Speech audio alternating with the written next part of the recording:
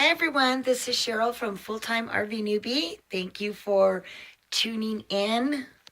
I'm not very techno savvy, so before I hit the record button, it doesn't look as dark. And then as soon as I hit the record button, it gets all dark no matter how many freaking lights I turn on. So I'll be talking to somebody about what the hell the problem is and maybe kind of lighten these videos up for you guys. Do something like that. So I got several questions. Most of them are RV questions, and one of them is personal, and I'm going to answer all of them. So let's get busy. Got my eyes on, always got my notes. Let's hit it. David says, he asked, my wife and I are going full-time next summer. We are doing some work camping to make a living. We are young, in our early 20s. How much do we need to begin this RV lifestyle? Remember, we are young and we don't have a lot. Hi, David. First of all, thank you for your question. And yay to you and your young wife. What I love about young people the most is they're so much braver than we are. We spend way more time than young people going, well, what if this happened? What if that happens? So good for you, David. I'm going to be honest, David. You don't need 20,000. I don't know where people get that number from. I've heard it. This is assuming that your rig or your truck, if you're pulling a travel trailer, is in very good mechanically sound condition. Okay? We're assuming that. My very bottom dollar is $3,000. If you do not have $3,000 reserve before you leave, don't leave. $3,000. Me personally, I like the $5,000, $5,500 reserve because I could buy a whole rebuilt engine for that. And I have a Class A.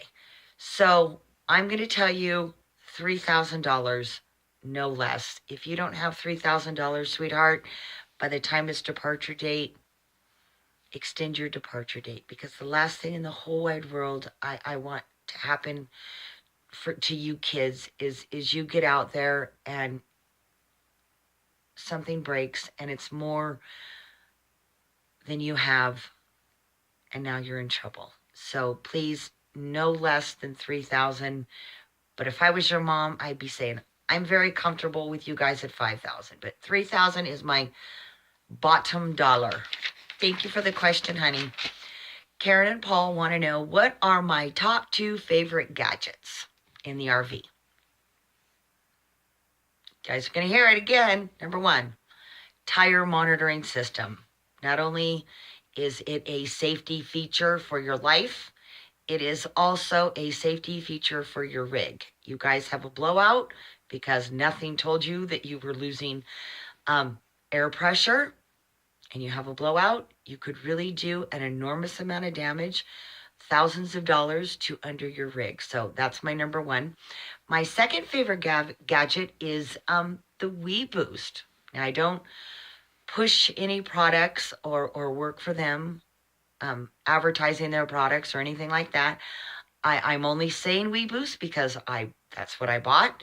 And the reason I bought that is because it has the best reviews that I found. I gotta give it to WeBoost. They made it idiot proof. Once you get it set up, which is really easy, and as you can see from my video quality, I am not techno savvy. So if I say the WeBoost was idiot proof to install, it was idiot proof to install. It'll take you from 1 weak bar that is completely unusable to a good solid 3-4 strong bars. But you at least need to have 1 bar for it to work, which you could pretty much get that almost anywhere. So that's it. Tire monitoring system and my WeBoost. And Darren asked, thinking of going full time, what do you think about traveling with a gun? Darren, my answer is I think you should research the holy hell out of this. And here's why. If you're planning on traveling to different states, every state has its own gun laws. And I don't want you to get busted and end up in prison because what was good maybe in Texas, I assure you, is not going to be good in California. So I don't have a problem with people traveling with their guns. I'm very much, the right to bear arms. I'm more worried about a bust for you than I am any political stand. So research the holy tar out of this before you do anything. Maybe there's a YouTube channel or an RV forum that you can check out. I just know state to state it's different. I don't know how it's going to go. Let me know what you find out, okay? I'm just curious to see how that would work out. Patricia, do I get lonely being a solo RVer? Absolutely not. Probably the reason I don't get lonely is because, I've raised my kids by myself for so long that I can't even remember the last time I was by myself. So I'm by myself and I'm really liking it. But I did think about this question for about 24 hours before I actually answered it, because I wanted to be really honest with you and just give you some information. You don't need to be lonely as a solo traveler. There's this really kind of cool unwritten rule in the RV community that if you are in your rig, nobody's going to bother you. In other words, unlike a sticks and bricks house where random people just knock on your door unannounced, that used to piss me off. They don't do that in the RV community. However, if you find that you get lonely, all you have to do is step outside your rig and the whole world is ready to talk to you.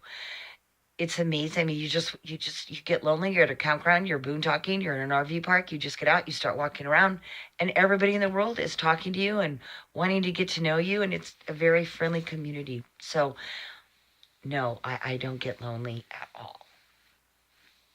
And then, I still work when on the road, and I am on the phone like 3 to 4 hours a day, at least 5 or 6 days a week.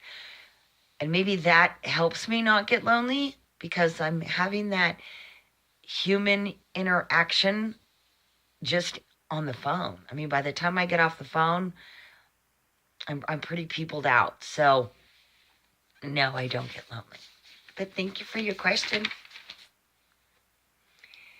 And Laura wants to know, how do you pull 29 feet into a grocery store parking lot?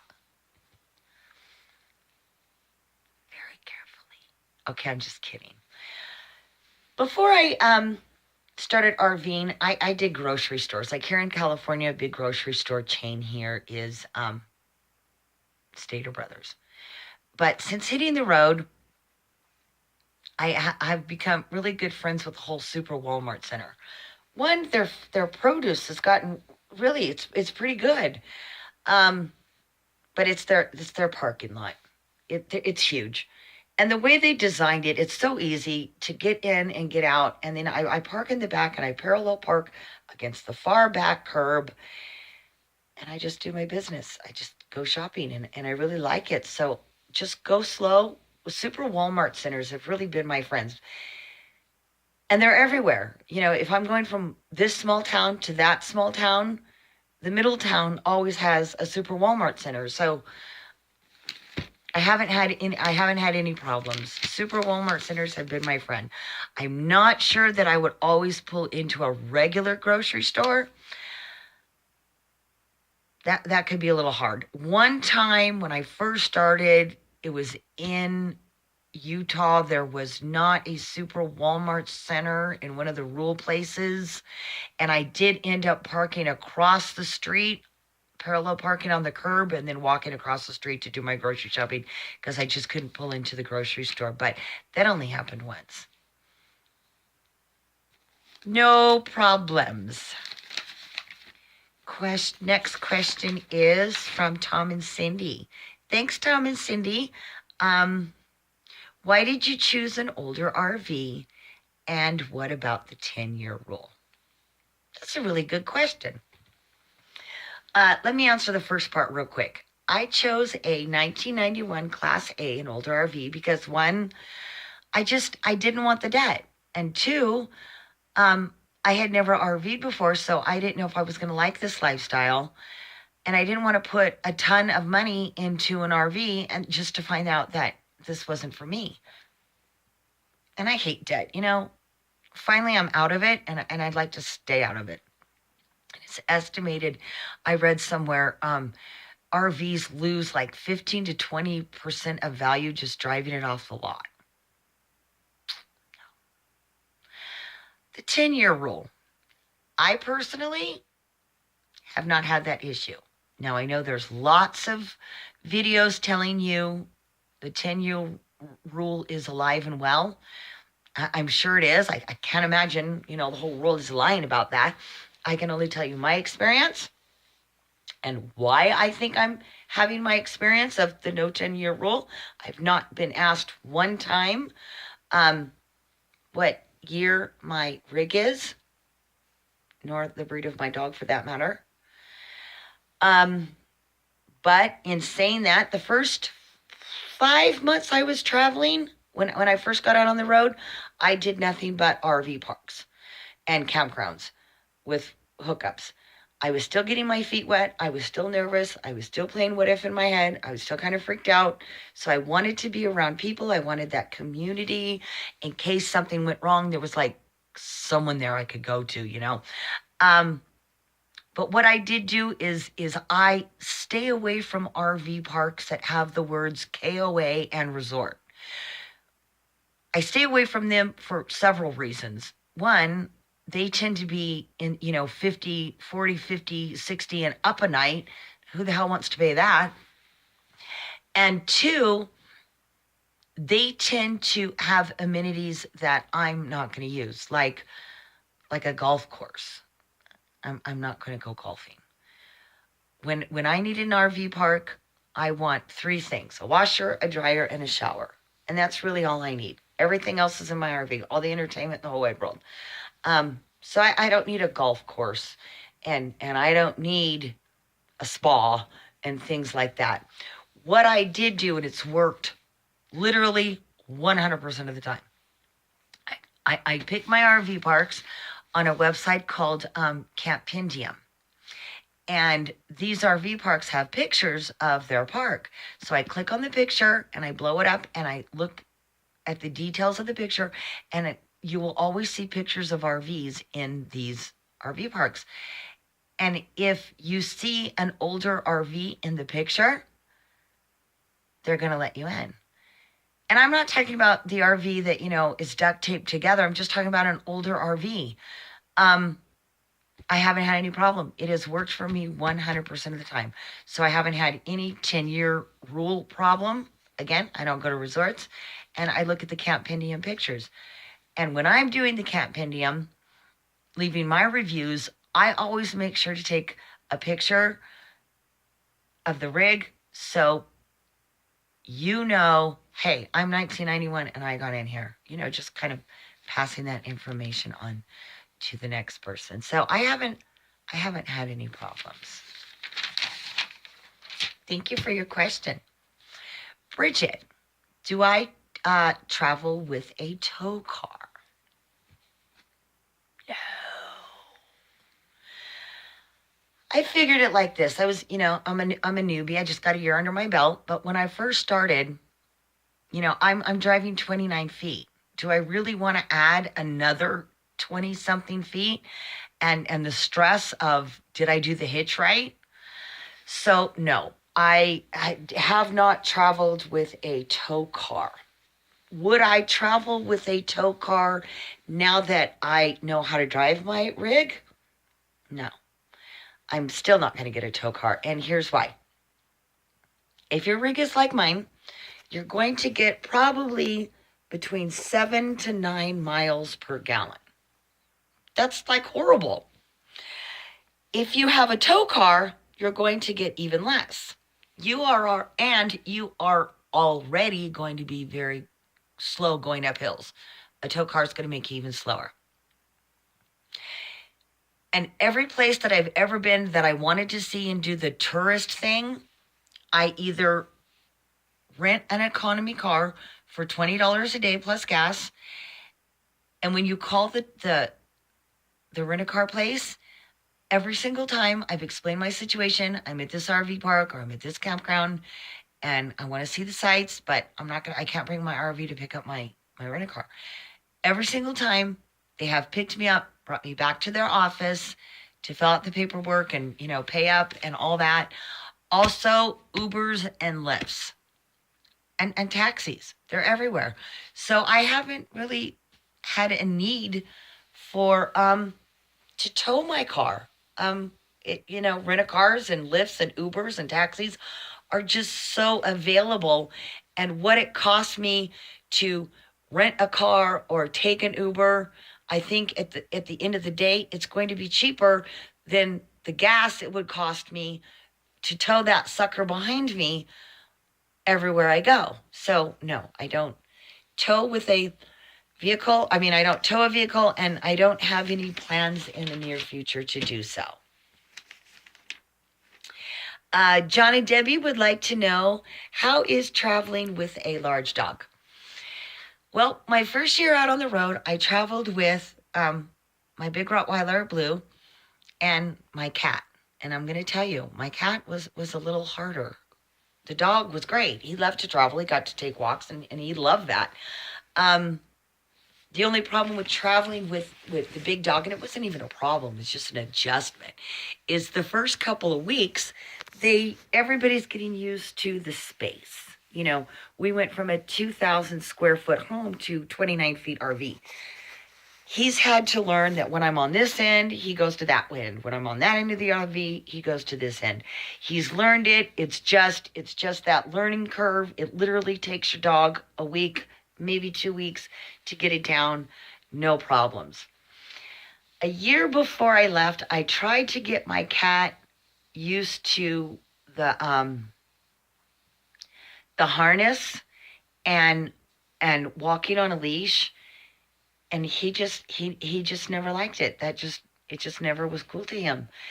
And I took him anyways, and he handled it, but I didn't think it was the best quality of life for him, because when you're traveling, you can't just open the door and let your cat out and assume that they know where they're at, because, you just got there, or you're only going to be there for a few days, or you're only going to be there a week or so.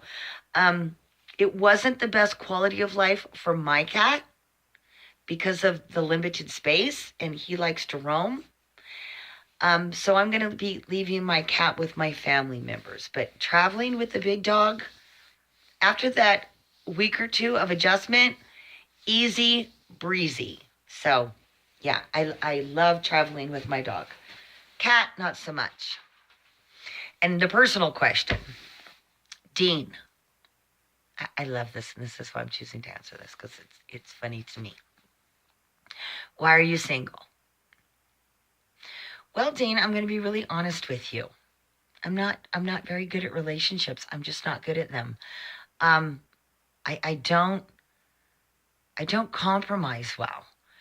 And I think that's one of the secrets to being in a long-term relationship is you have to learn to compromise. And I don't know if it's because I was a single mom the entire time for, 20 plus years, where I didn't need to compromise, but I didn't, and I still don't want to. That doesn't mean I'm anti-couples or marriage. God, no. When I was in Forks, Washington over the summer, I met a couple that was 70 years old, and they had been married 50 years. They were retired and now doing full-time RVing, and they adored each other just as much as 50 years that they did in the first year. And I admired them so much. I mean, really, I can't even adore anybody for 50 minutes, and yet they've been able to do it for 50 years. That's really incredible, and kudos to people who could do that. I just can't do it. I just can't, and I don't want to. So thank you guys for watching, and any more questions, please ask away. I will be happy to answer. Bye.